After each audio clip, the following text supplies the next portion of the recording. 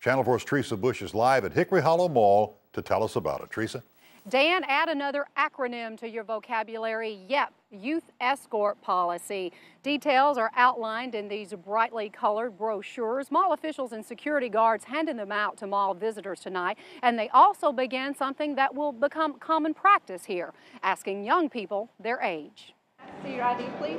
It's a first for Nashville. Anyone under 18 has to be accompanied by an adult. Hickory Hollow Mall will no longer allow unsupervised youth under the age of 18 to roam the common area. You guys don't have ID on you, and you guys do look under the age 18, I'm going to have to ask you to leave with your friend. On Friday and Saturdays after 6. I think it's a pretty good idea. I mean, there are some teenagers who do come and start things and cause problems and, you know, endanger the public. So I have to ask to see your ID, please. The new rule is to protect shoppers and mall employees. Mall officials say they had to act because of the increase in criminal incidents involving unsupervised teens. We're not telling them they can't come in. We're just asking for 6 out of the 72 hours that the shopping mall is open, that they're escorted with a parent or guardian. Carol Ann Hodge likes the new plan. She says it's been over a year since she and her son Blake shopped here. We've had a good time just walking around, which we haven't been in a while because we heard it wasn't very safe, but it's been great tonight.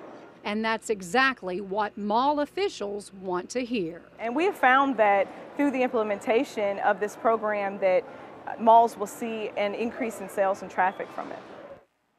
And that is certainly the bottom line, increased sales and traffic, and they are very optimistic that it's going to work here. 2 other malls in Tennessee have the youth escort policy, and the largest mall in North America has had it for more than a dozen years, the Mall of America.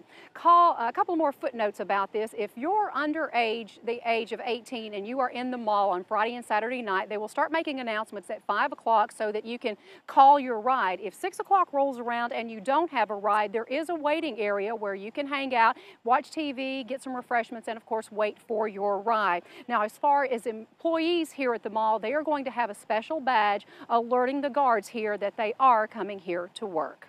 Reporting live from Hickory Hollow Mall, Tressa Bush, Channel 4 News.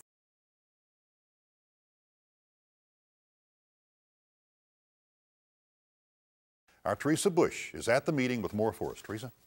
Dan, some metro schools already have the standard school attire or policy in place, and it's been getting a lot of buzz. So much so, school director Pedro Garcia decided to put together a committee to study whether the policy could be district-wide. That part of the meeting should get underway at about 7 o'clock, so folks have time to come out and hear this first of many presentations about standard school attire. Today, we visited just one of a few of the schools here in Metro where all of the students dress the same. If you never saw a child's face at Isaac Litton Middle School, you'd probably find it difficult to tell them apart. That's because their clothes are similar. Khaki or navy pants and a white polo shirt, and that's the rule. I think that having the children all dressed the same makes them feel like they're on an equal playing ground, so to speak. The school's principal implemented the program after parents responded to a survey. Most of them wanted the dress code. Teachers like Alexander say it's been for the better.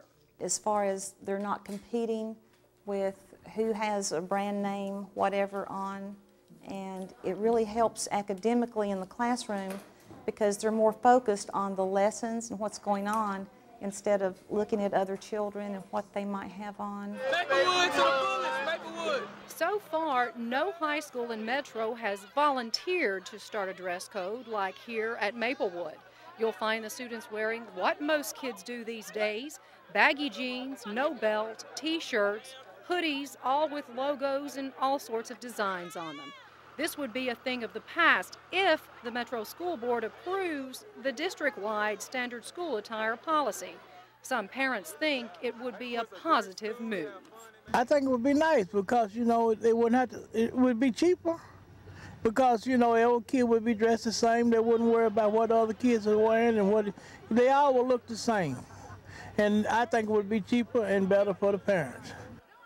Now, right now, the standard school attire consists of khaki and navy bottoms. That could be pants, skirts, capris, even shorts in the summertime, and a white polo shirt. Some of the schools are allowing their students to wear a polo shirt in their school colors. And an interesting note here, as it stands right now, this is all a work in progress, the students must wear their standard school attire to all events, basketball games, plays, festivals, anything put on by the school. Two exceptions, picture day and formal events. And they will be talking about this, the first of many meetings coming up at about 7 o'clock. Folks do have time to come out and hear this, but if you can't make the meetings here at the school board office, members of the school board will be coming out into the communities. They will also be handing out surveys to get the folks' feedback before they make a decision, which is expected to be in March or April of next school year. Reporting live from Nashville, Tressa Bush, Channel 4 News.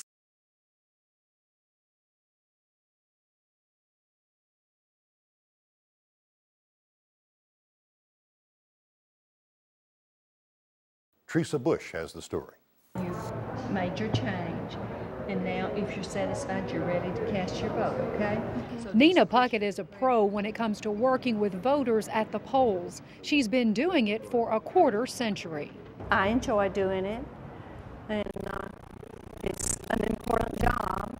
Nina is like most poll workers in Wilson County. She's over the age of 65. Meg, would you like to vote in one of the new machines? And we're going to go to one of the older machines. In fact, Wilson County election officials say at least 75% of their workers are seniors, and that's a good thing. They're dependable. We count on them. They're the kind of people that, you know, if they say they're going to work, they will be there unless they're sick or someone in their family is. It's just they feel a responsibility to be there. Just go to the next one. But Harris says workers like Nina are becoming scarce. 90 of the nearly 300 poll workers in Wilson County called in to say they could not work this election day. Some are sick or have a sick relative. Others admitted that things are just getting too complicated. For some, you know, it used to be just a simple process of looking them up and, you know, marking it in the book, and then they go to the booth and all that, and now we have a whole lot more things to go through. Come on, he's going to put you on TV. Harris says she has filled most of the vacancies. She's hopeful folks everywhere will think about helping out in their county and then come back year after year, just like Nina. I'd say try it, you know. I think they try it. They'd probably enjoy it. They'd like it. They'd like to do it. Rutherford County needs more poll workers as well. They're short 25 right now, and officials there say it could rise to as many as 50. If there are shortfalls at some precincts, election officials say don't worry, it may slow things down a bit, but they say it will not create a major concern. Reporting live from the newsroom, Tressa Bush, Channel 4 News.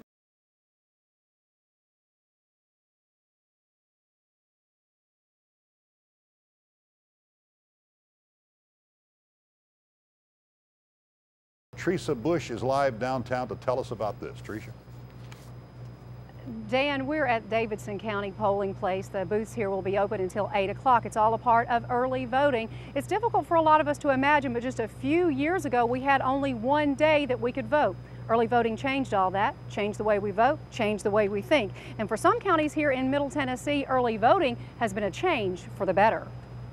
We're at 3,665. Nancy Bowman has worked in the Putnam County election office since the 70s, and over the years, she's seen a lot of changes. This is a new day. The new day she's talking about really started back in 1995. She was head of the election office back then when early voting began. She says it's been effective, and she has the numbers to prove it. Well, I've had as few as 18% vote in an election. That's percentage of the total registered voters, and had actually had as high as 88% vote. And this year is on track to being another banner year in Putnam County. So far, 10% of all registered voters have cast a ballot. Well, it's just so handy because I'm here during my lunch hour, and I'm door to door in about 6 or 7 minutes. The numbers are also impressive in Smith County. Nearly 20% of the registered voters have already cast their ballots, one of the highest around. It's not so good for some other folks. Only 1,530 of the over 20,000 voters in Cheatham County have voted so far. That's about 7%. In Davidson County, of the nearly 360,000 registered voters, so far only 6,700 have gone to the polls, or about 2%. And things are very similar down in Williamson County with less than 2%. And in Wilson County, where there are a lot of contested races, only 5% have gone to the polls so far. If I had a thought, I would do something about it. I can't put my finger on it. We have lots of contested races. We do have some uncontested, but this is the county's election. Despite the low percentages in some counties, Bowman believes that the process is effective, and she hopes eventually we'll all think of the voting period instead of just election day. That's been our motto through this since our seminar and around the seminar time in June. It's a new day. Now, Bowman says that voting period, as she called it, has been talked about a lot. Now, to give you an example of what she's talking about, right now we have early voting for 14 days, then there is a 5-day period of no voting, then there is election day. If we go to that voting period, we would just vote continuously for, say, 2 or 3 weeks, and everything would just culminate in a final day and be a little bit different for us all to not think of just election day. But right now, early voting lasts for 4 more days. Times and places are different in your county. Be sure to check before you go in to vote. Reporting live from downtown Nashville, Tressa Bush, Channel 4 News. Tressa, thank you.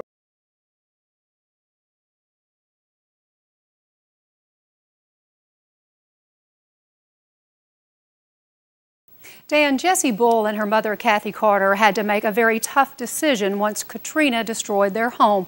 Where would they live? Eventually, they decided to move here to Nashville, a new place very far away from the Gulf Coast, a new place where they could make a new life. This is the side of our house. That's the mold. And this is stuff that had floated into our tub. Jessie Bull and her mom, Kathy Carter, don't get these pictures out very often. It's painful for them, even after a year. Their house was covered with water when the levee at the 17th Street Canal in New Orleans broke. It was devastating. I wouldn't wish this on anybody. The two were not at home when the water rushed in. They packed their cars with as many precious items as they could and went to stay with friends, all the while never, not even for a second, thinking they'd return to this. And one thing I can say after all this is I understand what the phrase catastrophic loss is. When you lose your home, your job,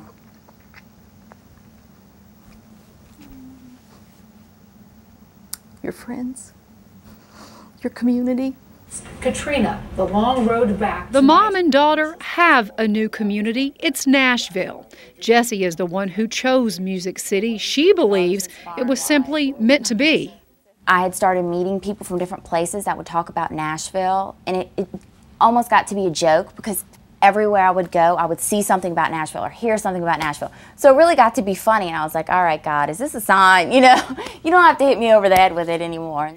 Jessie and Kathy say they will never get over what happened last year. It doesn't say a one, that they didn't have to rescue anybody, that nobody was dead there. For them, recovery is a day-to-day process. We just want to be a part of community. We just want to be a part of something now.